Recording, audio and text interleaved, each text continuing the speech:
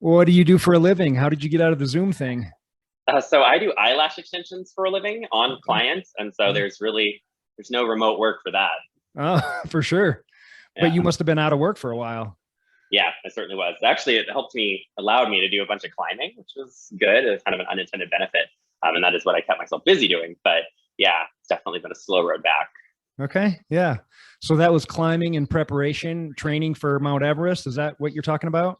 Yeah, although Everest wasn't exactly on my plan at the time. But I did start doing climbing, and I did all of these, what ended up being the prerequisites for my Everest climb that I really kind of got into a lot during COVID. Okay. But it wasn't on your list. So how did this creep into your life last minute? Like, I mean, it's only Yeah, a 29,000-foot mountain. I mean, easy, right? yeah. Well, so I think Everest in specific wasn't necessarily on my list up until probably like February of this year, Whoa. leaving in April. So it all kind of came quickly. I did have other like big mountain plans, but Everest just kind of wasn't one of them until kind of came about. So a little bit of background though, in the last 12 months, I spent 4 months of them climbing. Which is a lot. I did in the last 12 months. I did Denali in June. I did Ama Dablam in October, November, and then Everest in April, May. So it's a big calendar year, and those things definitely helped kind of prepare me for what was Everest. But my big kind of goal and plan was to actually do K2, which is Oh, another mountain in Pakistan.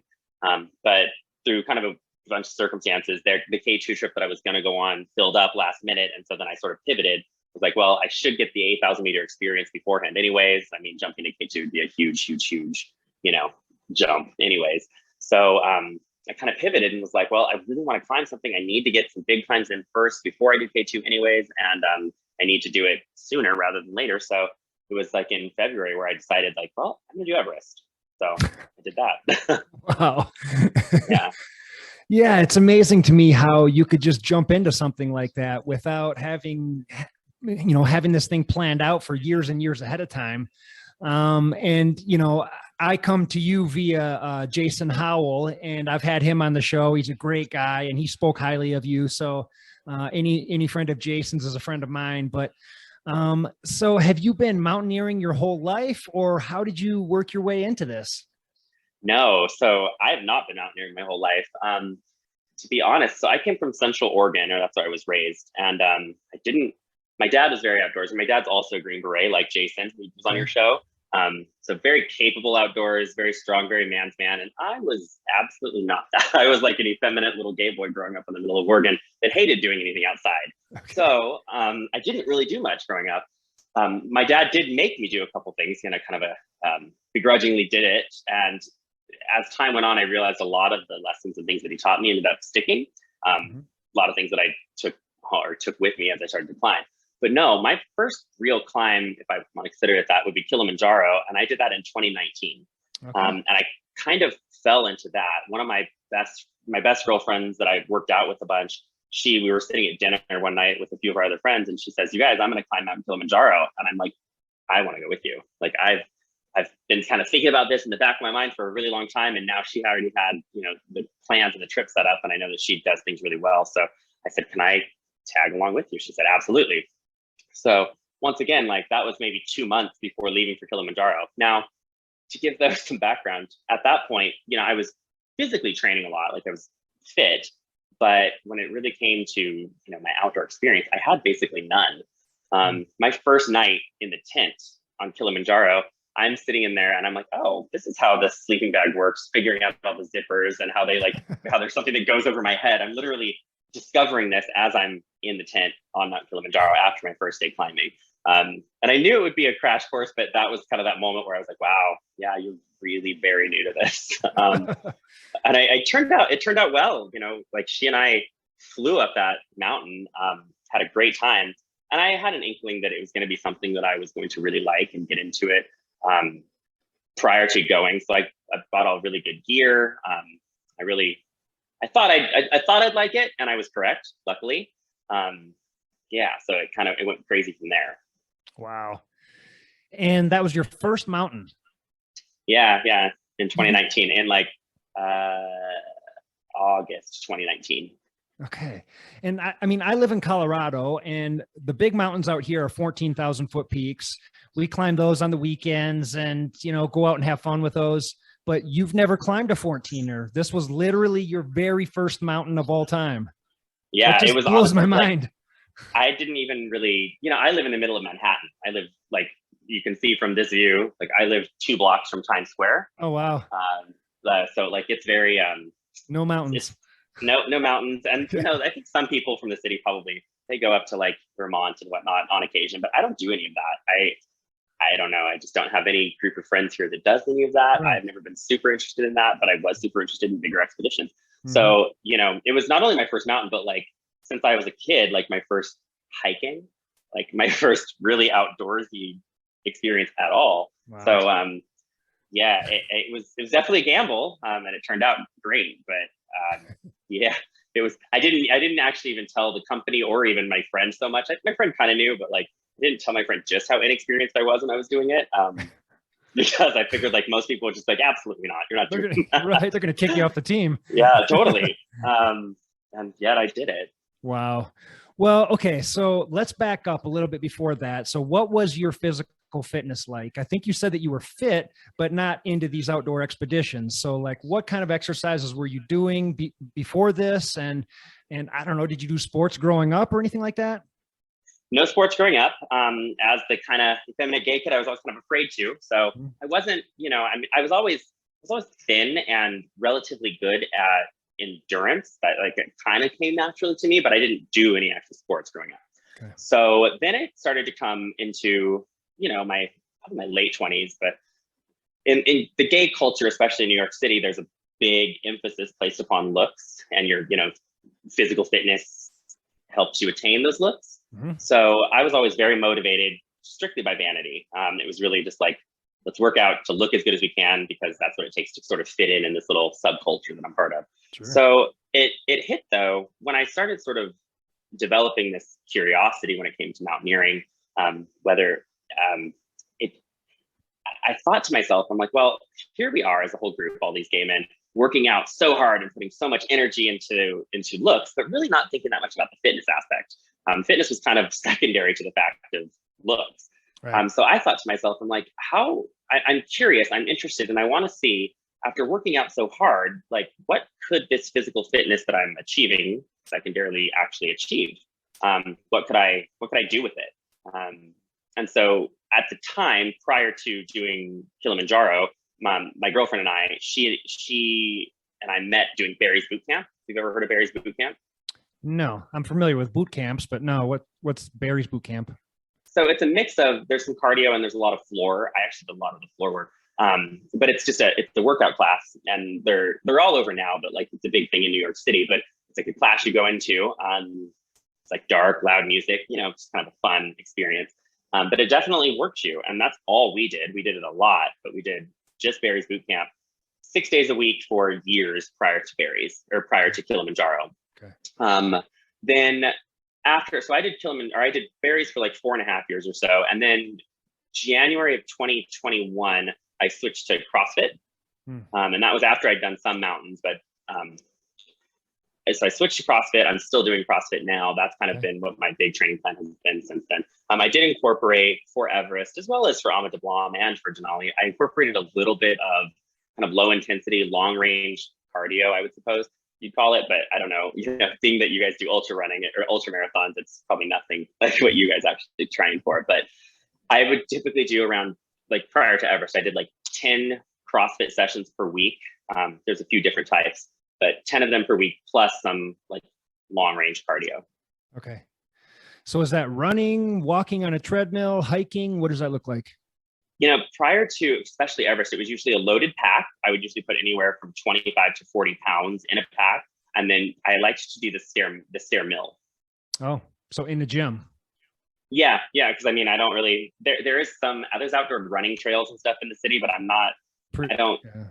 with a big heavy pack on and whatnot, also the weather's terrible and it's just easier in terms of timing. So yeah, I would usually do just like the stair mill inside with the pack on though. And sometimes actually, if like in my building, I don't have a stair mill, there's a stair master, but not a stair mill. So sometimes in my building, I live on the 30th floor. So I would just go up and down several times with the pack on. Yeah. Well, I'm guessing that caught a few people's attention and raised a couple eyebrows along the way. Like, who is this crazy guy with the heavy pack on going up and down our stairs? Yeah, and I'd be in shorts, but then also still in my hiking boots with big socks on, like Right. shorts and a sleeveless, but then with a big pack on. I mean, I look ridiculous, but I mean, people here are pretty, there's so many other things to look at. They just look away. I know, it's funny when people see that, they either are really curious or they don't want to know at all. Yeah, right. Yeah. On occasion, you'll actually see people here in the gyms when you can tell that they're training for some sort of a mountain thing, because they'll have a pack on and they'll have boots on, but in a gym. Like, I feel like it's a very New York thing, because most other places people are going to be doing their training outside, but here, oftentimes we're stuck inside, so you make the best of it. Wow. Wow. And so Kilimanjaro for you was just like kind of jumping on the bandwagon with a friend that already had this thing set up. Yeah, Okay. exactly it. So you jumped on and it sounds like it was a success. You said you cruised up and down it. I'm just curious. I've never done Kilimanjaro. For you, cruising up and down it and making it seem sort of effortless by the sounds of it, like, what's a good time for something like that? What do you mean, like time of year? No, the time that it took you guys to do the entire hike. Oh, so the thing with Kilimanjaro is each day that you're climbing isn't necessarily that challenging. There's ways that you can do it in short amounts of time versus longer. I think the shortest route is maybe 3 or 4 days, and the longest is like 9 days. We did a standard, I think it's called the Motion. We did like a 6-day, 6-day journey up and down, and that was great. The problem with it, yes, you physically could do it a lot faster, but you get up to such an altitude, and you do get up to a significant altitude for Kilimanjaro. You get up to that altitude. If you get up there too quickly, then you get altitude sickness. Right. So you really do need to take your time to get up and, enjoy. The saying on Kilimanjaro is pole pole, which means slowly, like go slowly. So really you should take your time. And I thought it was perfect for us doing a 6-day. Like, I didn't have any altitude issues whatsoever. We just really had an enjoyable trip. Nice. So it's hike up to a certain elevation, pitch a tent, stay overnight, hang out, socialize a little bit. Then the next day, climb a little bit higher, do the same thing over and over till you make it to the summit. Yep. And on Kilimanjaro, you go from, camp to another camp to another camp. So each night you're spending a night in a different place.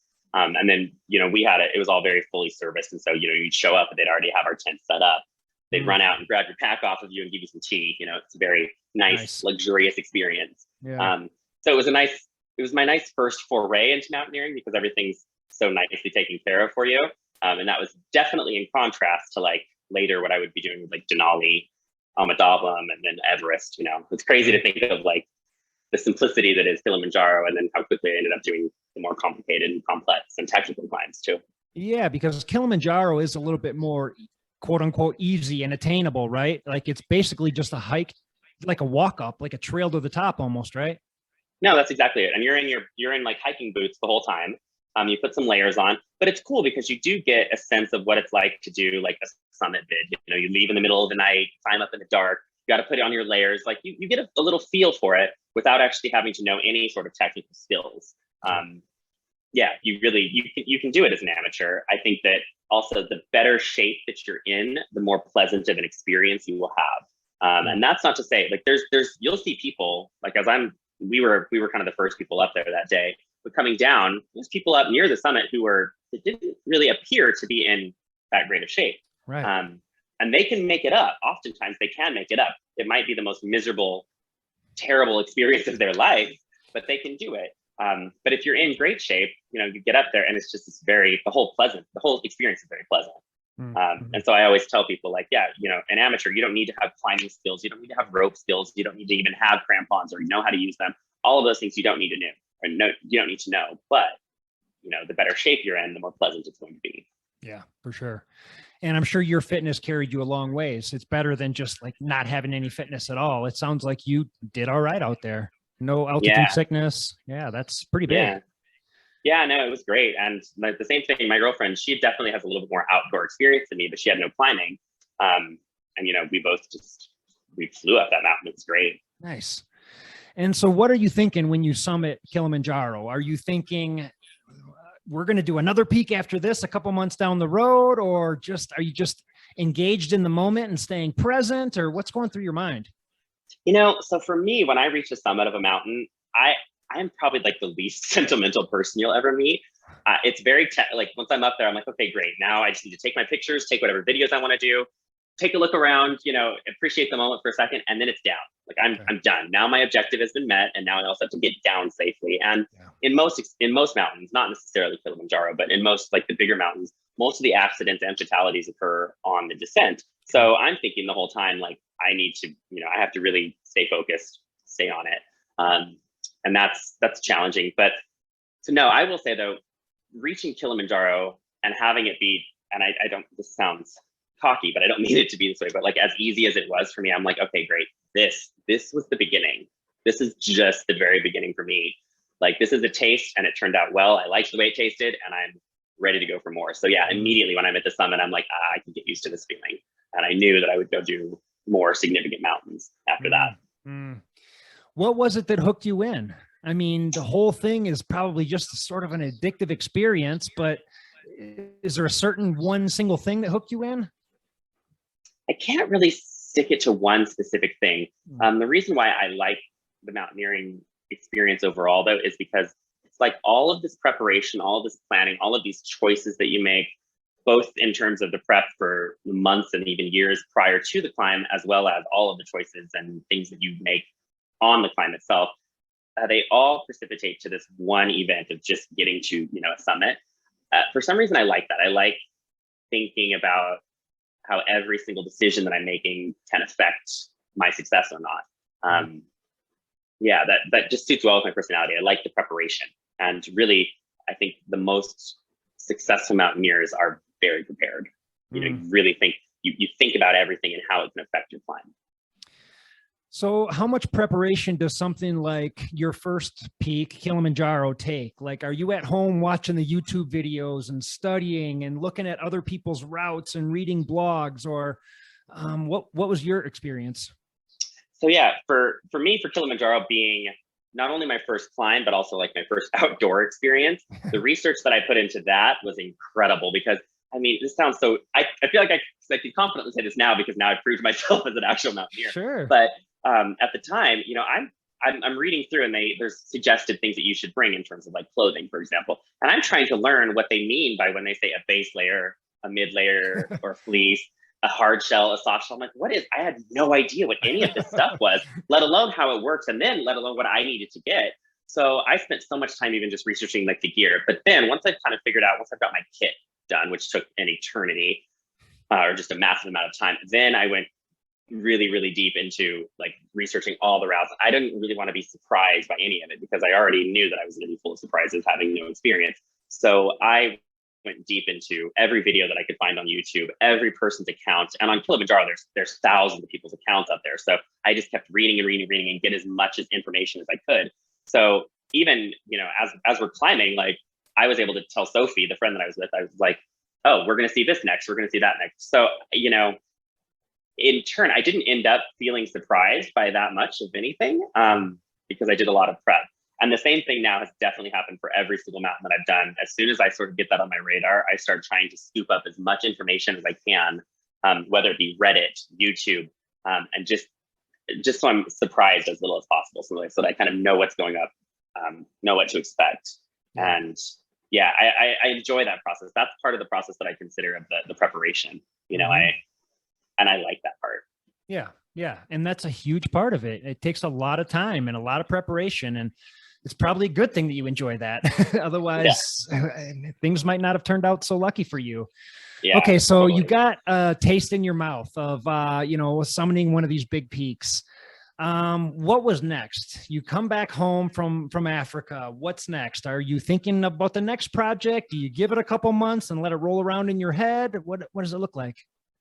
So Kilimanjaro was short enough that I was basically ready to let's do the next thing. But okay. I know these all takes like time and planning. And that was also in I think August of 2019. So I got back home, digested that whole experience, had a great holiday season.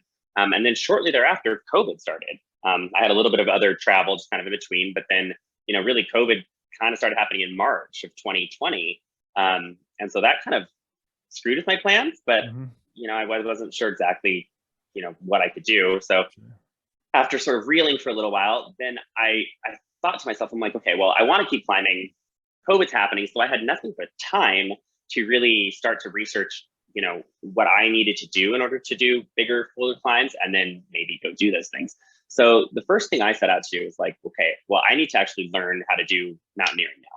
Technical mountaineering, I need to learn how to do all this stuff because, at the time, like I said, I'd done Kili, so I now knew what it was like to be up at high altitude, and I now know that I had an interest, but I didn't have the technical skills yet. So I did some research and I found there's a company called Alpine Ascents that I went with. They offer a whole host of different courses. And I took like a 10-day mountaineering course that was taught on Mount Baker and Mount Rainier up in the Pacific Northwest. And that was like 6 days on Baker first. And that's teaching you everything from rope skills and how to crampon. They also made me do everything. Like you cook all of your own food, bring all of your own food, proportion all your own food, pack your own tent, use your own stove. Like it truly, they made me have to learn to do everything. And I knew I was going to be uncomfortable because I didn't have this experience. And to be honest, I was never super interested in doing a lot of that part of it. Sure. So I found though that I was still able to get into a course that they offered in August of 2020. So during COVID, but I was able to still fly over there. And it was great. I got also a break from New York City during COVID and got to go outside and not have to wear a mask for 10 days because you're just outside on the side of a glacier. But that's where I started to learn like the actual really technical skills. So then we did a quick summit of Mount Baker, go back down. We spent one night in Seattle, and then went up and did Rainier and kind of put some of those technical skills and rope skills and all of the stuff to work.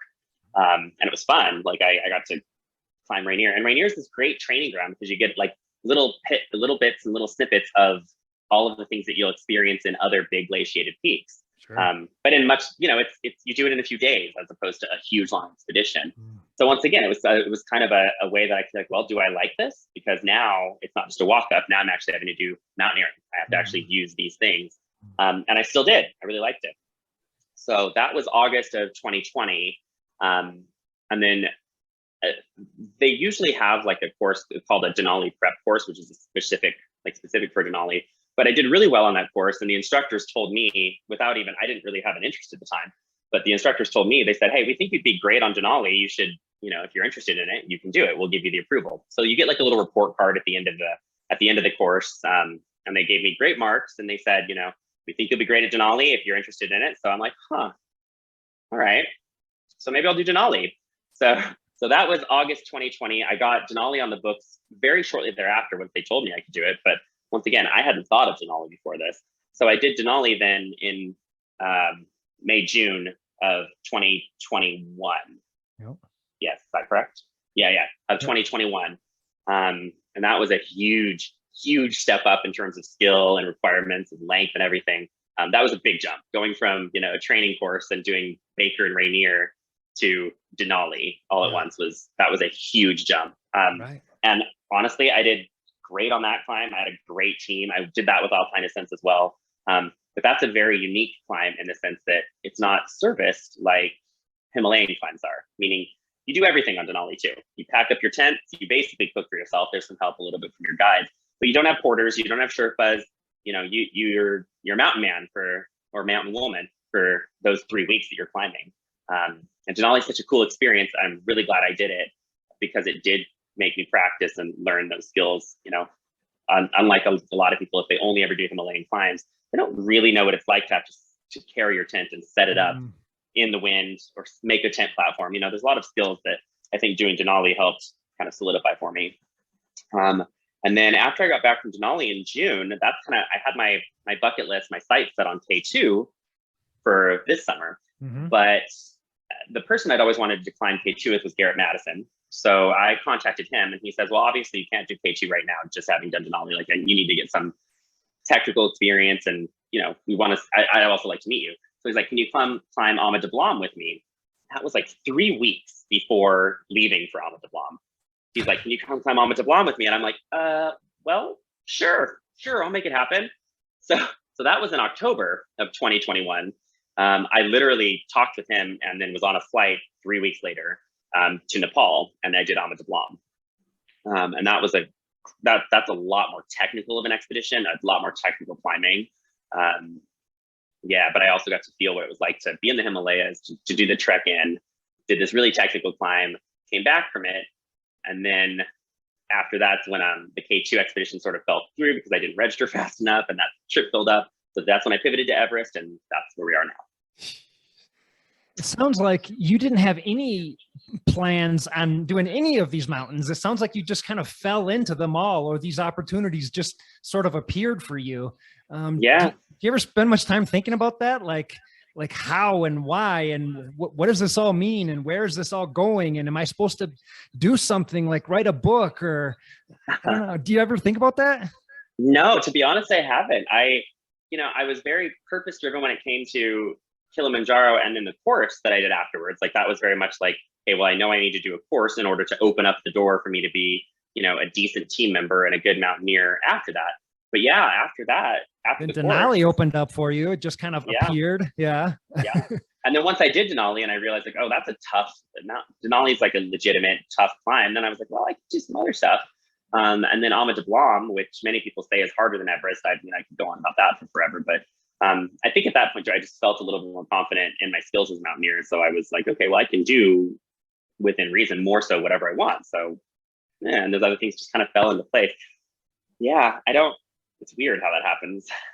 It's pretty awesome though. Well, that's so cool. I just sort of, when it came to like physical training, a lot of people are like, well, like, how did you train? I mean, I tried to just stay really fit. Like I basically tried to keep myself ready in case there was going to be a climb coming up that I, was going to get short notice for, like Ama de Blanc. That way I could just go. I didn't have to, start some crazy training regimen a year before. I just want to stay on this crazy training regimen. So Yep.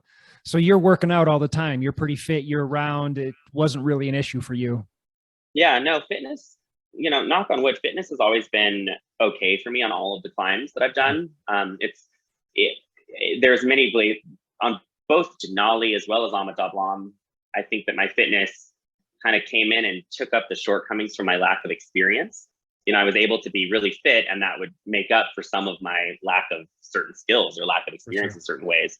So yeah, fitness has always been kind of the strong suit. That's why I've said too, like, when it comes to Kilimanjaro, or really any other mountain, if you're very fit, the whole process is going to be much more pleasant, much more enjoyable. As you get to, way harder, bigger mountains, there's a certain level of fitness, that you have to have in order to even, get to a point. But yeah, so fitness really is the basis of the base of this whole pyramid. For sure. That makes sense. Yeah. I'm curious about your friend that did Kilimanjaro with you. I think you said her name was Sophie. Yeah. Did she come along in any of these other adventures with you? No, I tried so hard because she's amazing. We're also such great travel buddies. She's one of my favorite people in the world that I've ever met. She does not like the cold. She's Australian. Her fingers were super cold when we were at the summit of Kilimanjaro. And so I tried to get her to, of course, do my next thing with me, which was the course, the Baker and Rainier course. And she was almost there, but then she's like, it's going to be really cold. I'm like, yeah, it's going to be cold. We're not going to be able to find you any other big, warm enough mountains if Kilimanjaro was already too cold for you. So yeah, so I think that she would be amazing as a climber, but yeah, the cold might get to her. So unfortunately, no, I have no climbing partner. I'm curious what she thinks of you and all this stuff that you've accomplished now. Like she kind of got the ball rolling almost, and now you've done the biggest mountain in the world. Like what does she think? I mean, we still have to meet up, so we haven't got to see each other much because of COVID. She left the city. But yeah, I mean, I remember her saying one time, she was like worried. She's like, okay, you're going up to Everest. It's very dangerous. She's like, I'm going to feel guilty if, you end up dying on this mountain. And I started this. No kidding. But yeah. It's a lot of pressure, Sophie. Yeah. She's going to love it when she hears this. Okay. So you got the technical skills. So when you went to Alpine Ascents, you pretty much went by yourself. You didn't go with anyone else. So I'm just picturing like you've made this decision in your mind. You're going and doing this thing all by yourself. You're learning from strangers. And so now like we're going somewhere in life. Not sure where we're going, but we're definitely going somewhere. So, I mean, that is just something little like that is inspiring to me. I mean, someone just opening up that door and doing something that's a little bit uncomfortable. I mean, for me, that would be uncomfortable, just signing up and going and taking these classes for days and days in the wilderness. So, yeah. Okay. So, Denali, how many days did that one take for you? Was that was several days, I'm guessing? So yeah, Denali was 3 weeks. Okay. Denali's 3 weeks of roughing it. You know, you Okay. fly in from you leave this little village in Alaska called Talkeetna, and you take a plane that has skis on it that lands on the glacier, and that's where you start the Denali climb. So it's very remote, very cool. And yeah, to go back to what you just were talking about, like, you know, I go to all of these things. I don't know anybody. I don't know any other climbers. And not having even an outdoorsy background, at least at the Right. time, especially, like, it's kind of ballsy, I feel like, but I like that in a way. I like that I go in and there's nobody knows me at all. So there's no preconceived notions. It's also, I mean, I think this is hilarious, but I like to be underestimated. So they see me as like the gay boy that lives in Manhattan who's a total princess, which I'm not gonna lie, yes I am. But like, they see that, and then I'm like, no, you know, but I'm gonna come out here and I'll do a little climbing, and then it turns out that I prove myself as a pretty good teammate or a team member. And I think that process is kind of fun. So 100%. I love proving people wrong and showing up the yeah, underdog and coming out ahead. I mean, that's so fun. yeah, Um, I like it.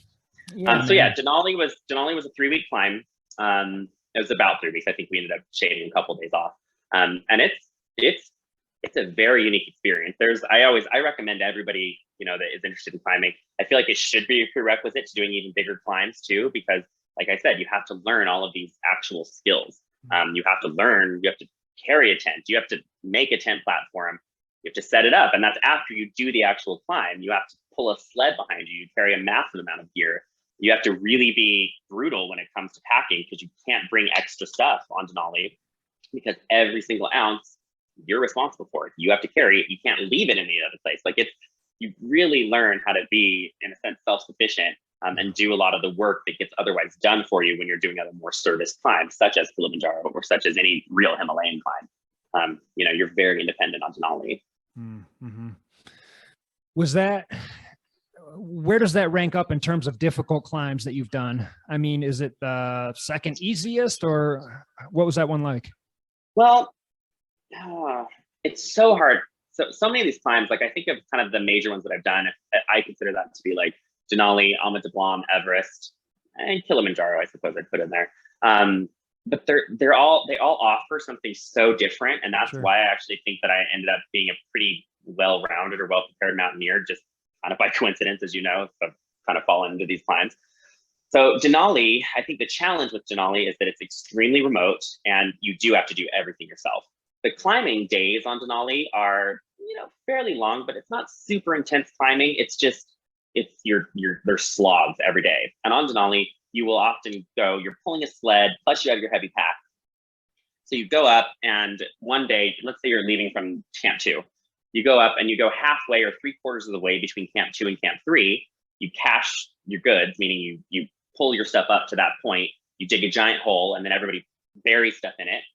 And then you go back down to your Camp 2. You're going to spend a night there.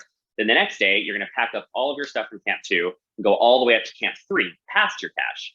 You're going to set up camp again and then spend the night there. The next day, you're going to go down to your cache between Camp 2 and 3, unbury your stuff, put it back in your sled, carry it back up to 3, spend the night again at 3. And then you're going to repeat that process as you go up and up and up the mountain, you know, in certain ways. So it's a slog. Every day is like work. It just feels like work. You're just up and down, up and down, up and down, up and down, up and down, retied in your sled. So that can be really mentally taxing. I was fortunate. I had such an amazing group on Denali that we were just all like each other's cheerleaders, and it was so fun. Like we really just, the fact that we were doing what many people would consider as totally miserable things, it didn't even dawn on us. We were just having so much fun, and we liked being around each other so much. So I was really fortunate with a great group. I do think that it's hard to sort of keep your morale up on Denali because it's just that work. It's just your isolated group. There's no cell phone service. There's no outside influence whatsoever. Yeah, it's a cool climb. It also is never dark, which is weird. Oh yeah, that would be weird. It never gets dark. I was able to use my solar panel to charge my battery pack inside my tent, inside like the mesh, pocket inside the side of the tent at midnight, and it would still charge. Well, that's an So advantage, I strange. guess.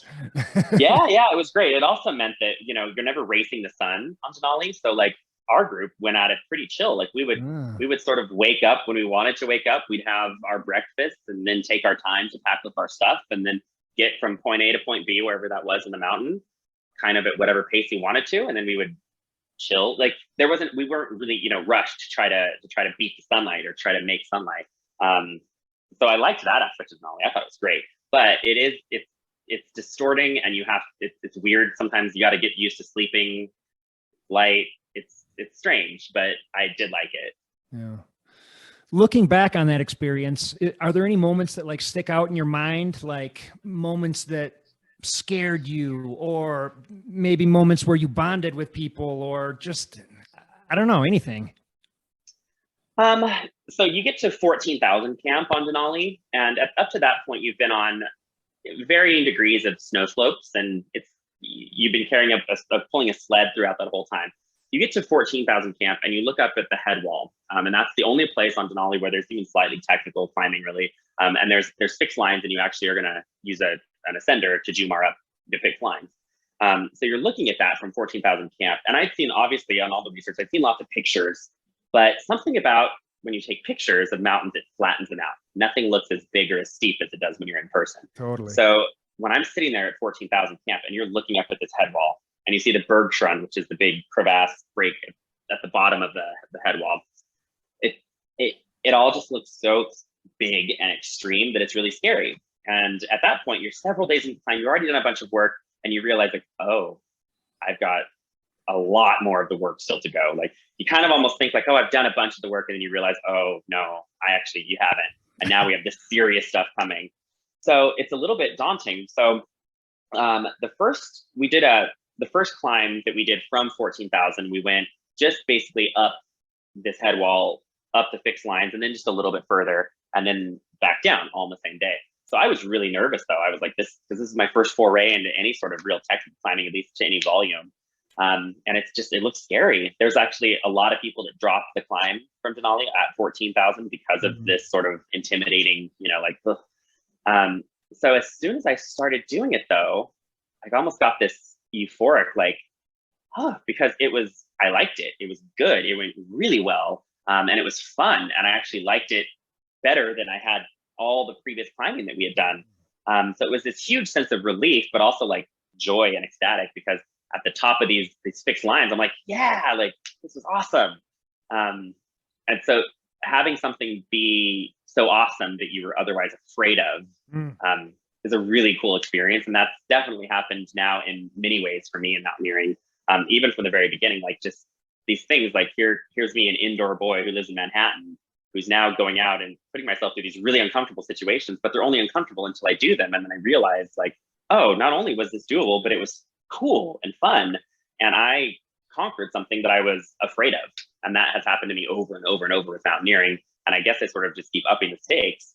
But each mountain has definitely given me bits and pieces of that at the time of my life. Yeah, yeah. And the growth that comes from those experiences are huge, man. I mean, just like you can't put that in a book. You can't teach that in school. That just comes from experience and from going out and putting yourself in scary situations and overcoming those situations. I've had the same thing with, running, ultra running, mountain projects here in Colorado, the same thing. It's just like, I don't know if I can do this, or I may be sleeping out all night out here tonight, or I'm 60 miles into a 100-mile run and I'm completely dead and I have 40 miles to go. And then somehow you make it, and then you just look back and you're like, oh my God, like, and for me personally, it's always like, I don't feel like I'm the one that is special and I did this thing. It's like, we as human beings all have this in us. We all have this if we want to do it. Most people don't want to do these things. And I understand that. But as human beings, our human potential is just like something that we've barely tapped into. It's like we all could dig so much deeper if we really wanted to. It is. I've got a couple of things to say about that. So, I think most of the time people are really, really, really concerned and really try to keep themselves as comfortable as possible. It's like, let's stay in my comfort zone, let's stay in my bubble, because we work so hard to build that bubble and to be comfortable, and they don't really want to get out of it. But I think there's so much value in getting out of that comfort zone. And I've just personally experienced that myself, like it's so much expanding upon my human experience, getting out of that little bubble and comfort zone. And then more like bigger onto on that same point is like the power of your mind over these situations. There was definitely a time on this last expedition on Everest where maybe after like the month period or so, where it was really hard for me to maintain my mental, drive to keep doing this. And it was incredible because as soon as that sort of goes away a little bit, as soon as I started to be checked out a little bit, as soon as I was like, I don't really want to do this anymore, as soon as I was thinking about wanting to be home, every aspect of the climb became so much harder, so much more miserable. And I realized it's because, and we all know this, but like the human body itself is capable of so much if you want it to be, if you need it to do something. But if you don't have that if you're not checked in mentally, then it's not going to do it. 100%. 100%. Yeah. Like if I go out for a 20-mile run, I get tired at mile 15 or 16. If I go out for a 40-mile run, I don't get tired until mile 30. It's just funny how it works. It's like you just have to flip that switch in your mind, and so much is possible. Absolutely. You have to want to do it, And that's, I think, what got me through a lot of those miserable situations, or the situations that I was extremely uncomfortable with in previous climbs, was like, I wanted to be at the top. I wanted to say I did this. I have a lot of people to tell I did this. I want to do this so bad. And Everest was long enough to where that was shaky at times, where I'm like, hey, I've got to figure out a way to get my head back in this game. I have to figure out a way to keep my head in this game. I've got to find out what my motivations are. I had to dig deep. And it was mental, because when it really comes to it, the Everest climbs themselves, I have done harder climbs and harder days many a time, but the whole experience for me for Everest ended up being quite challenging because of the mental. I had to keep myself in the game, and it was very hard to do so after 2 months. All right. Well, let's get into the Everest project. 2 months, you said. Is that how long you were going back and forth between camps, just acclimating? Yeah. Okay. Yeah. Well, 2 months. 2 months was the entire trip, so that was from when I left New York to when I got back to New York. Gotcha. And yeah, that's pretty standard. You can sometimes shave some time off, which I did a little bit because I choppered out once I was done. But yeah, it's basically a 2-month expedition, and that's because you have to trek in. You go from village to village to village, and that just gives you time to acclimate. And you get to base camp, spend a little bit of time there, and then you start doing your rotations up to higher camps. And mainly, really, those rotations are just to give your body time to acclimate. So the rotations, do they look similar to your to what you were doing in Denali? Just like up to one camp, stash a bunch of gear, come back down, or what did it look a little different? Yeah, no, it's very different in the Himalayas. So the camps are all set up for you. So you're really just getting you and your stuff, base camp to camp 1. We spent a few days at camp on the first rotation, spent a few days at camp 1, then camp 1 to camp 2, spent several days at camp 2 to 3, just one night, then back down. So yeah, it's not, you're not caching goods or anything like that on Everest, but you're just getting from camp 1 to camp 2 to camp 3. Yeah. Okay. And then what are you doing while you're at these camps? Just dinner, socializing, drinking, like having a good time, or is it all business, or what does it look like? There's no real drinking. I mean, maybe some of the Sherpas or something are drinking, but we're all, trying to think about what's going to be best for our body in terms of acclimation and our health. So I tend to be very lazy. That's kind of my philosophy when it comes to mountaineering. My mountaineering on mountain philosophy is to be lazy. But yeah, you typically, you eat. That's kind of all you do on those rest days. There's when I talk about my lazy mountaineering aspect, some of those rest days, let's say like we're at camp 2, I think we spent like 4 days there just doing nothing but spending time to acclimate. So some of the guys, especially mountaineering types of people, tend to be kind of busybodies. They want to go, they want to do stuff. Mm-hmm. So they would go on like day hikes from camp 2, hiking up somewhere around or whatever. I don't do that. I would usually sit around and expend as little energy as possible. I would watch movies typically on my phone, and then just wait for the next meal time. And then if anybody wanted to talk, I'd sit there and we'd talk for a few hours. Like it's crazy because you don't have this sort of time without stress in your regular life. So get there and I'm like, yeah, we can just sit around and talk about nothing. And it's really cool to have this experience with people. But so I would do nothing because I place a very high value on recovery when it comes to doing these things. And recovery in this sort of environment is very difficult to achieve anyways. So I think that a lot of the guys and women, and when we've only had one woman on our team. So I think a lot of the people that are doing mountaineering, you know, they're the busybody type. They have to go, they have to keep climbing. And there's a lot of research too that shows that it's good for them to keep doing this. So to each their own. I, however, you know, with a high value placed upon that recovery and realizing there's so many factors working against your recovery, I like to sit around. I like to get as much rejuvenation and recovery in as possible. Is if you think, you know, you're doing an incredible amount of physical work. There were some days I was burning off like 8,500 calories. I'm not eating much of anything because I don't love the food. It's just tough to eat anyways. The altitude takes away your appetite a little bit. You need to drink a ton of water, which, you know, you really have to keep track of. And it's a chore because if you're trying to drink 6 liters, you need to plan it. Every bit of water you have to do gets stereo penned. It comes too hot. You have to wait for it to get cool. Like it's work to really stay on top of this. And then sleeping is a challenge. It's, you know, you don't sleep very well at altitude anyways, then you're in these very uncomfortable, like sometimes small, wet tents. So all of those factors, you know, if I was burning off 8,500 calories, let's say, working out, even at sea level, it would require a decent amount of time, rest, recovery, and nutrition for me to get good recovery. Trying to do all of that while also acclimating to 23,650 feet, like at Camp 3, it doesn't, I just don't think that you get very good recovery, even if you are just laying around, let alone spending your time doing extra hiking and climbs. So I tend to be pretty lazy when I don't have to be. I perform when I have to for the climbs, and then I want to get as much rest and recovery as possible. I like to look at it as, you know, I've been training up hard for a sporting event, and I like to think of the climb as the event. So I'm not going to keep training during the event for me. I'm going to do all my training up front, and then I get to the event, and it's just perform when I need to, and all the rest of the time recover. So that's my theory behind it. But there's a lot of conflicting information about that, but it has worked well for me. So that's what I do. Yeah. Makes sense. You said the food over there is not that enjoyable. What are you guys eating? It is not. Oh gosh. The Sherpas are cooking food every night. Yes, they sure are. The whole day would go by and it would be all white, meaning breakfast would start and it would usually be porridge. If you were lucky enough, if you were at base camp, they might have some toast, which was great, but it was pretty rare. It would usually just be porridge. So that's it. Then lunch would either be a noodle or rice. Typically, like if you were lucky, it would be like top ramen because there was a lot of flavor and salty stuff, but other times it would just be like plain noodles. And dinner would just be either a noodle or rice, whichever you did not have for lunch. And the rice would oftentimes be dal bhat, which is rice and lentil, like kind of a lentil stew put over the top of it.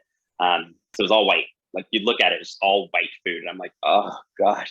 And as somebody who's here, I eat a ton of protein and you have a lot of fat. So I eat really rich. And going there where it was just basically all carbs. All carbs. And for 2 months, it was really tough for me at least. I also personally, I hate rice. I don't eat rice here. I know that's always going to be a challenge when I'm going to the Himalayas, but 2 months was rough. Every time they would serve rice, it was just, I'm hungry kind of, but then I'm not, and I don't want to eat. And then I'm angry because it's more rice. Like, it was a challenge. I lost 25 pounds as well. Wow. Doing Everest. Yeah. Is there any other options for food? I mean, can you pack in dried foods, or is there anything you can do? You know, you can eat dehy meals up to a certain point, but you shouldn't really eat dehy meals all the time. And also you're not going to want to. Then there's snacks, but you know, there comes a point where you're like, I can't necessarily, you could, but you don't want to continue to survive on granola bars and Cheez-Its and fruit snacks. You know, you just want a hot meal served on a plate. Yeah. And so when you go to the tent and the hot meal is more rice, I'm like, oh, God help me. You just wanted a hot meal and all you get is rice. And I mean, that's great for some people, but oh man, the rice is tough for me. So yeah, 25 pounds and I have a body composition scale. So I really like 25 pounds of muscle. My body fat percentage went up because you're just eating sugar and crap. Yeah. And then I lost actually more than 25 pounds, but 25 pounds of muscle predominantly. Oh, wow. Wow. Yeah, I'm picturing Jason Howell probably in the gym right now trying to get that muscle back that he lost out there. Man, he is so strong. He was, doing his attempt without oxygen, and that is an entire level above and beyond any training and any ability that I have. Like those guys and women are so strong. Really? So strong. So strong. Like it's wild that they can, oh man.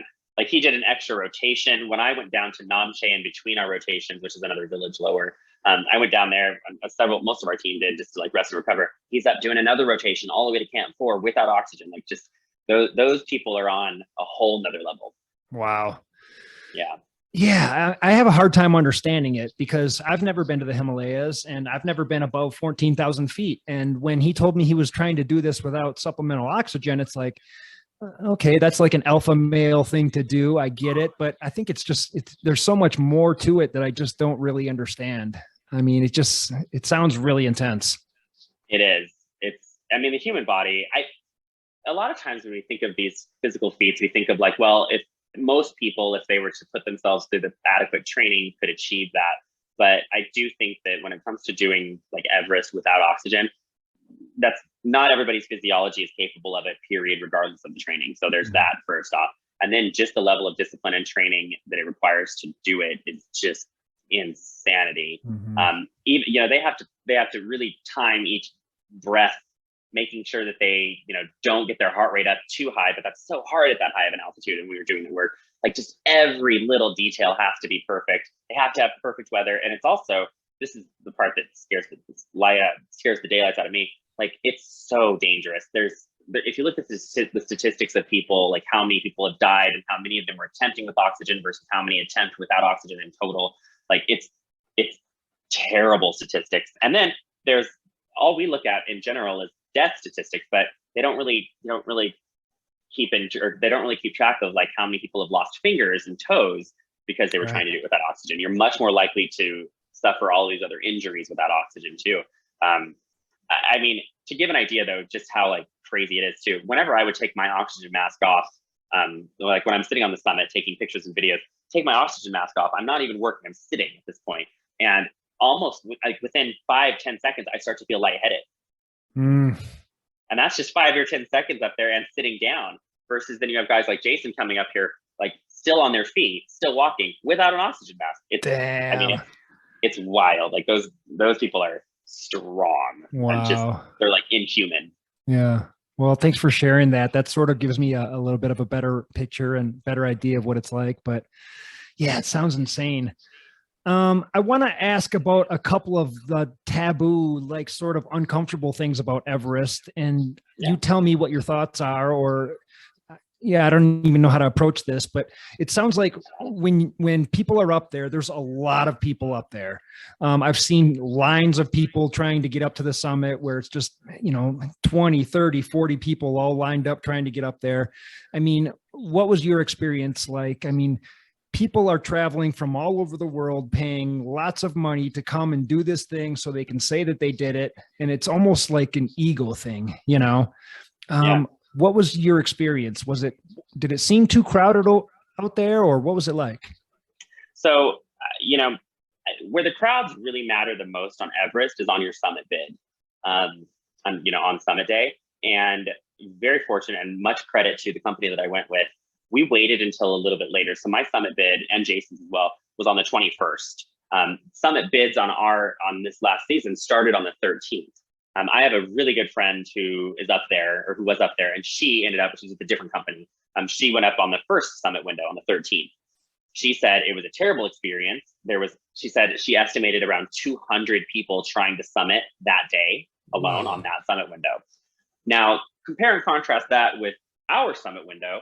We were the only team up there, and there was a scattered few other people, probably not even as many as was on our team in total. So, we also had perfect weather for a summit. In relative terms, it's still very cold, obviously, you're at the top of Mount Everest, but like it wasn't super windy. We had no storm. We had great visibility. We had an incredible summit day with no crowds. So the takeaway from that though was, you have a lot of climbers, and as you said, like a lot of people are doing this for ego, whatever. Point being is that most of the time climbers, especially the ones up doing Everest, are very much type A people. And so when that summit window started to open on the 13th, there's a huge rush of people that want to get up there first thing. They want to get it up there, first window, they want to open it up. You can't be guaranteed other summit windows, yes, although, I mean, they're going to happen. And so there's crowds right at the beginning, but, you know, we waited as per the recommendation from like Dan and David, which are our guides and the owners of the company that I went with. And it was hard to wait. I will say that. I had this giant cloud of anxiety hanging over me the whole time because there's other people summiting and I'm still thinking like, oh, I still have to get up the biggest mountain in the world. I still have to do this climb. Like, so just sitting there waiting was torture in a sense, but it all worked out really well in the end because we had an incredible summit day. So the crowds, you know, it's not as bad as I anticipated. That was actually the main reason why I said I wasn't interested in doing Everest for years beforehand, because I live in Manhattan. I don't want to go somewhere and then have crowds, you know. But it was not as bad as I thought. Also, it was more avoidable than I could have expected. Because there's, you know, there's one route up this mountain and there's lots of teams, but like there's big windows and people are kind of going up and down at alternating times and stuff. So, you know, I had a great time in that sense. It never felt too crowded for me. What about when you're at camp? You know, you're at camp, you look around, how many people are at a camp at a time? Well, base camp is also a lot different than the upper camps. So sure. Okay. Base camp is like a small city. It's crazy. I have videos of me when I'm choppering over it and it just keeps going and going and going. And I mean, I didn't actually do this, but if you were to try to walk from one side of base camp all the way to the other, it would probably be like an hour and a half, 2 hours of walking. It's slow walking because you're up high and it's like loose rocks on a glacial moraine. So it's not pleasant to walk, but nonetheless, it's big. And there's lots of people. There isn't a ton of intermingling right now between camps because everybody's really worried about sickness, whether it be COVID or even otherwise. You know, sickness keeps a lot of people from being able to do their summit bid. So now, especially with COVID, a lot of camps, or some camps are even closed, like no visitors period. It can only be like the group. So it's not super social. You know, you'd hear some people and whatnot, but it's not incredibly social among like from camp to camp to camp. I wish there was a little bit more, but it's also kind of hard it's uncomfortable to move around. Like it's hard. For sure. And it's also like, I mean, I think other people are probably a little bit better at it than I am, but like trying to find your way through base camp was really tricky. Like, because there isn't necessarily one trail that goes through it. It's just camps placed on places. And I'm like, I don't know how to get to this camp. And then I don't know how to get back, you know, get kind of lost. Get lost out there. Yeah, no kidding. Yeah. And then another question is, you know, obviously a lot of people perish on Mount Everest and it's almost impossible to bring their bodies down. And, you know, I've heard people talk about how it's just a graveyard up there and there's just bodies all over the place. And I'm sure that's true to a certain extent, but it's probably a little bit exaggerated too. Like, what was your experience with that? Yeah, you'll see bodies. You will. And so if that's something that you're extremely averse to, well, then don't go because it does happen. Is it like a big graveyard? Absolutely not. So anything, basically, they can do a helicopter rescue at Camp 2. If the conditions are right, and that's a giant if because it almost never happens. If the conditions are right, they could do a long line rescue from Camp 3, meaning they drop the cable down and you attach, you know, to your harness and you're flown through the air hanging from a helicopter. Anything above that, though, there's no rescue whatsoever. And so especially anything above Camp 4, if you can't get yourself down or if they can't really carry you down, and that's pretty tricky, then your body's stuck there. People don't quite understand. I don't think I even really fully understood until I went up there.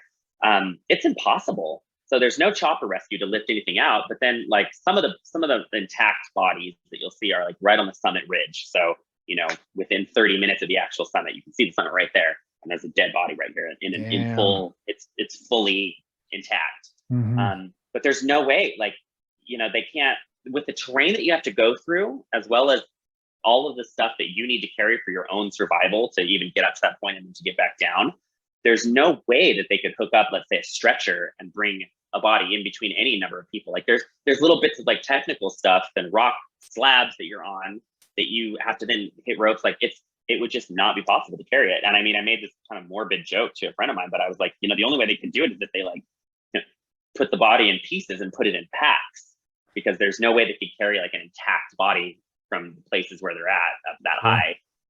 It's just not possible. And so there's also sometimes you see there's only a couple bodies that you see that are right on your route, that are fully intact, that it's like, bam, hitting you in the face. But there's definitely, like, sometimes you see 50 feet away, 60 feet away, you'll see just kind of like an amorphous lump in the snow with some colorful clothes and a pack, and you're like, okay, well, obviously that's a body, but you're far enough away from it. But yeah, you will be faced with a couple that are very much real. And it's weird, the effect that it has on people, on me. Me personally, the first thing I thought, I was like, okay, well, I'm definitely doing Everest now, because then, you heard about the bodies, and nope, it's happening. But then also, like, there's a lot of respect, because I'm looking at this person who's laying there, and I'm like, this person was probably in at least as good a shape as me, if not better. Maybe was more experienced than me, and was very motivated. And something just went wrong. And that's all it takes. That's how close we are when we're teetering. That's how close we are to death up here, all of us. Like, we're one malfunction of something away from dying. Yeah. And it's very real when you see it. Yeah. Yeah. Yeah. And to get those bodies down, you would be risking lives, I mean, for someone to do some sort of a body rescue, they would be risking their own life to carry that person down. And it just does not make sense. Like you said, it's impossible. Yeah. That would be, I mean, even attempting it would be wildly dangerous for the people trying to bring the bodies down. And that's why I don't think it's ever really even attempted. I mean, most of the time, once they're up that high, I think out of respect, they'll sort of leave the body where it falls, and then just kind of let the elements swipe it down the mountain, because I don't think anybody necessarily wants to be the person who's going to go shove somebody off the mountain. It seems like, kind of sacrilegious or whatever, but so they'll just kind of let nature, take it. And then usually they're going to fall into a place where you don't see them. They're off of the path that we're going to take. What about their belongings or their backpack or anything? Do people try and retrieve those, or what's that like? I don't know, to be honest. I mean, the bodies that I saw, I think they still had their packs on. Sure. Kind of tough because they're on their back. No, I think usually they're just kind of left. Wow. In full form. All right. Well, let's try and dig our way out of this morbid topic. But like, was there any doubt in your mind when you're on your way up to the summit, whether it's the day of the summit or a few days before, were there ever any doubts like this might not happen? This might not be my time? Or were you pretty confident the whole time? I think once I could mentally keep myself into it, I was there. Once the summit bit started, I'm like, absolutely, I'm making this summit. I mean, I was feeling good. And at that point, I was actually kind of past all the part that I was afraid of not being able to achieve. I think the hardest part for me was, well, the anxiety as I'm down in Namche, we're waiting to do our summit bid and waiting to fly back at the base camp. I was pretty nervous then. I was anxious. Then getting back to base camp, the preparations, like the night before the actual summit bid, that was rough for me. I was very anxious. I wasn't sure. I wasn't mentally in it so much. I'm just like, oh gosh, I have to do all this climb still and then go further than I already have. Like, I was just really nervous at that point. But I think that's kind of been similar to me with other summits and other climbs. As soon as I actually start doing the climbing, then I'm in. Then I'm good. And I, fortunately, I felt really good. I had a great tent mate with me at Camp 4 up in the South Pole. And we spent like all of our time, like being really good and really prepared for our summit bid. I mean, we prepared every single little thing. And that's how I like to climb, is being super prepared. I mean, it just, you think of everything, every layer, everything that you could possibly think of, you try to fix and get everything perfectly fine-tuned for your summit bid. And we did that really well. And so when it came to summit bid, I'm like, I'm physically feeling good. I have everything packed perfectly and taken care of. I know exactly where everything is. I have a contingency plan for everything. Now it's go time. So I felt great for that summit bid. I mean, as soon as I got to Camp 4, I was like, okay, now I'm in. Now I'm done. I got this. Nice. Okay, so you top out. You hit the summit. You said you're not really a sentimental person. Did you have a moment up there where you just sort of took it all in and appreciated it? Or I mean, again, getting down is got to be a big stressor. Like, okay, I made it to the top, but I still have a long, long ways to go. Yeah. What was your experience there? I actually, now as I think about it too, like, I actually wish that I would have taken a little bit of a moment just by myself to like really look at it. But I I didn't. Like I just took my pictures, took my videos. My oxygen mask had frozen up, so they gave me a new oxygen mask up there, which was amazing. I felt like a whole new person once I got a new oxygen mask. And then it was time to get down. And I'm always, so when I did Amit Blam is very technical. And so the down climbing is, in a sense, damn near as hard as the up. And it requires a lot. You have to be very careful when you're down climbing. Every step that you take, if you were to break loose and you're down climbing, like gravity's going to take you further. If you break loose when you're up climbing, it's just like, well, one step's screwed. Like it's not a big deal. So I find the down climbing actually to be pretty stressful, although it is faster and you have gravity working for you. So it's not necessarily as physically hard. I also knew that I wanted to get all the way back down to Camp 2 in the same day, which is really? a lot. Yeah. So we went from the South Pole, Camp 4, up to the summit, and then 4, 3, and then 2. So that was a long day. Yeah. And I knew I had all of that still to go. So it was really, I just didn't take much time for the sentimentality. And I maybe I wish I did a little bit more. But I have the videos to show for it. So for sure. How many hours was that day in total? So I think we left Camp 4 at 9:30 p.m. We summited at 5:30 a.m. I ended up rolling. I took a big break at Camp 3 on the way back down to sort of just try to rehydrate, rest, and take some time, because at that point we've done a lot. So I think I spent like 4 hours at Camp 3. Ultimately, I think I landed back in Camp 2 at like 7:30 p.m.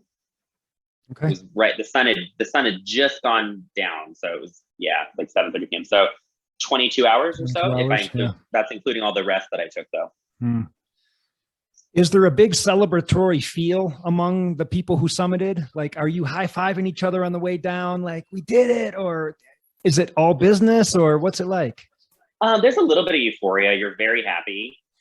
You're very like, oh, wow, it's done. And you're kind of on cloud 9, and you use some of that adrenaline and energy to like get you down.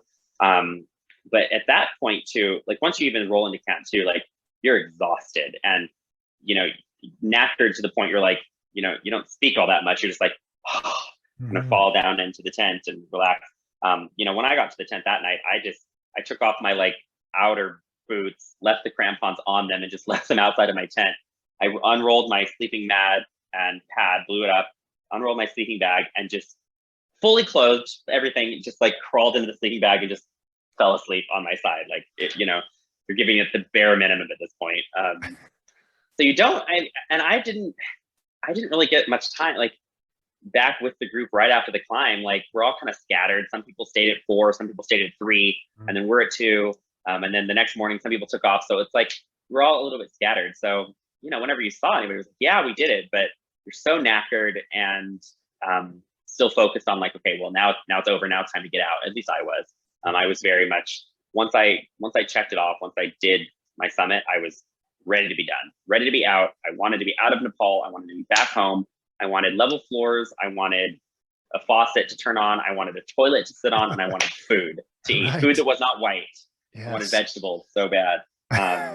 And so at that point too, I was just like, get me out, done. Like I achieved it. I want out now. For sure. Well, congratulations, man. You did it. I mean, it's remarkable. It's unbelievable. I'm curious, in the beginning of our conversation, you mentioned that your dad was a Green Beret. Is he still around? Yeah, he is. Do you still have contact with him? Like, what does he think of this? I'm curious. Like you mentioned that, you grew up a gay boy and your dad was a Green Beret. Like, I'm guessing there had to have been some conflict there at some point or another. But now you just climbed the biggest mountain in the world. Like, is there some sort of a full circle, or what's that relationship like? Yeah. So, growing up, he got me to do a lot of outdoorsy stuff, much to my chagrin. I didn't like it so much then, but it's definitely come full circle, and much to his credit. There's so many things that he taught me that it's almost like I was resistant to learn, but I still learned. Just little things that I've, that really have helped me as I've grown up. And we're in contact now. We've been in contact the whole time. He thinks it's super cool. Obviously, my family is super supportive and super cool about it. They're also hilarious because I remember talking to my dad after I did the training course, and he's like, well, this was years ago. This was in 2020. He said, He's like, so do you want to do Everest? And I was like, not really. It's too crowded, too cliche. I'm not really that interested. He's like, well, you should do K2. And I'm like, only my family would be the family that would say like, yeah, you should do K2. Like most families are like, oh, absolutely. Don't you dare. Never. It's too dangerous. My family's like, go for it. And that's, definitely my dad and my mom both are like, yeah, they think it's awesome. And it's great. It's also given me something to like reconnect with them and like have a lot of content to talk about with them. And also, I mean, my dad is still so fit. Like with some training, I think he could still probably do it, which is crazy. He and Jason are both Green Berets, and there's so many weird similarities between Jason and some of the things that he would say on the trip and Really? my dad growing up. Yeah, because like they've gone through the same training, and I don't think that training has changed dramatically in the 40 years since between Jason and my dad. So there's so many things that I was like, these people are wildly similar. And also the fact that Jason is such a badass and so strong. Like that they have that in common for sure. Yeah. Yeah. 100%. 100%. Yeah. What about your friends, your peers, people in Manhattan? What do people think of this? I mean, again, you climbed the biggest mountain in the world. Like, are people impressed? Are people blown away? Are people, I don't know. How do people react? Everybody just thought it was kind of weird that I was doing climbing before Everest, but then Everest has that certain panache, it's Mount Everest. So everybody's seen movies and stuff. So a lot of people think it's really cool. I don't think that the gravity of it really sets in with most people because they don't even go outside, so Right. it doesn't like, but, and then in terms of like the gay community and the culture, nobody cares at all. Really? Because no, I mean, like, maybe some people think it's cool. I don't know. I haven't been back long enough to also have that many interactions quite yet. But it's not in their wheelhouse. But honestly, that's kind of what I love that about it too. I love that people that knew me, and if you know me, like it's not on brand for me. And that's why I love it. Like I want to shock people. I like that it's shocking. I like that it's totally unexpected. And now I can say like, and I don't just do a few little hikes. Like I've also climbed Mount Everest. So no doubt. You can't really ignore that part of me anymore. Okay. And then one last question, and it's a little bit cliche, but I have to ask it. What's next? Have you thought about anything? I mean, like, how do you top this? Well, so my bucket list climb was always K2. K2? Okay. Yeah, which is definitely, way harder than Everest. And I'm not certain that I'm going to do it still. I was really driven to always do it. But now after having done this 2-month expedition and realizing how hard it was for me personally to keep my mind in the game and to keep wanting to climb once that really like the 1 month ticked over, I got to make sure that I want to do K2 because it's a much harder climb, much technically, much more difficult. But then the whole experience is way harder. It's Pakistan. It's 2 months. There's no cute little villages on the way up. There's no choppering out as soon as you're done. Like it's a tough trip, let alone a horrendously difficult climb and an extremely dangerous climb and expensive. So that's been my plan. My plan was to do that next summer in 2023. I don't think I'm going to do it in 2023. If I do it, I think it'll be a year or two after that. I think in the meantime, though, one of the guys that was on this trip was in Chamonix. And so there's lots of little like day climbs and, smaller things I could do kind of in between. So yeah, we'll see if I get to K2. This might be my swan song when it comes to the big, long expeditions, but I also know myself well enough to know, like, once I've had a few more months to sort of forget the misery that was the 2-month expedition on Everest, like it might come creeping back in. I might end up on K2 sooner than you think, but cool. We'll see. I'm going to train hard and just stay up on the training. That way, once again, if I decide to fall into another crazy expedition, I'll be ready. Which is probably what's going to happen. Like it's probably what's going to happen. Lay out this trip right in front of you and say you want to do it next month. So stay in shape. I'll tell you what. If I end up getting like any sort of sponsors that pay for it, that'll also be a huge thing because I paid for everything myself and it's extremely expensive. Yeah. And so if I ended up, and that of course would be the time where I'm like, oh, I'm not sure I'm going to do it. And then I would get a sponsorship and be like, oh, great. Well, now I'm going to do it. So we'll see if that ever happens. Well, keep your options open. It'll probably happen at some point. Yeah, cool, man. Well, this has been a great conversation. It's an honor to have you on, man. And I look forward to seeing what's in your future. And I'm going to go back through your Instagram and like look through all the pictures and stuff now because I want to dig in a little bit deeper. But cool. Yeah, man. Thanks for sharing the story. I really appreciate it. It's an honor. Oh, thanks so much for having me. It's been really fun. Of course, man. Talk soon. Take care. Well, thanks so much. Bye. Bye-bye.